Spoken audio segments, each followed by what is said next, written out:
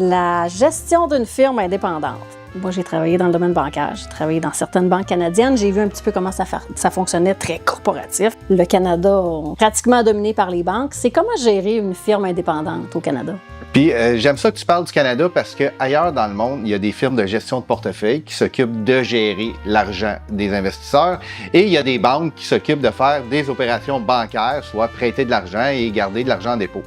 Au Canada, il y a plusieurs années, la loi a changé et a permis aux banques d'augmenter leur monopole, si on peut dire, et de pouvoir offrir des services d'investissement à leurs clients. Je pense que c'est une erreur qui était très importante. Ceci étant dit, ça fait qu'au Canada, donc, il y a beaucoup d'actifs qui sont gérés par les banques. Si on va ailleurs, aux États-Unis, par exemple, la plupart des actifs sont gérés par des firmes d'investissement. Au cours des dernières années, on a vu un essor hyper important au Canada de firmes indépendantes de gestion de portefeuille, parce qu'ils apportent des choses différentes au niveau de l'investissement et qui répondent évidemment beaucoup mieux aux besoins des investisseurs. Il faut savoir que la sécurité des actifs des clients, c'est super important.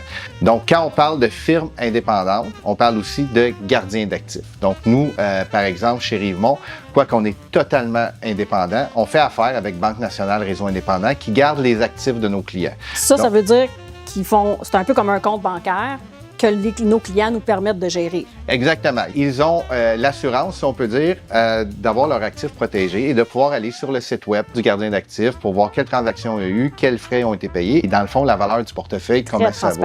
C'est hyper transparent. C'est le modèle le plus transparent qui existe et souvent, je vais dire que c'est le meilleur des deux mondes. On a un spécialiste de l'investissement qui est là pour prendre les meilleures décisions pour l'investisseur. De l'autre côté, on a une banque canadienne pour protéger les actifs. Donc, pour un investisseur, je pense qu'une firme indépendante, c'est la meilleure solution. Évidemment, je suis 100% biaisé en disant ça, mais le marché nous dit qu'on a eu raison. Au cours des dernières années, l'argent va où?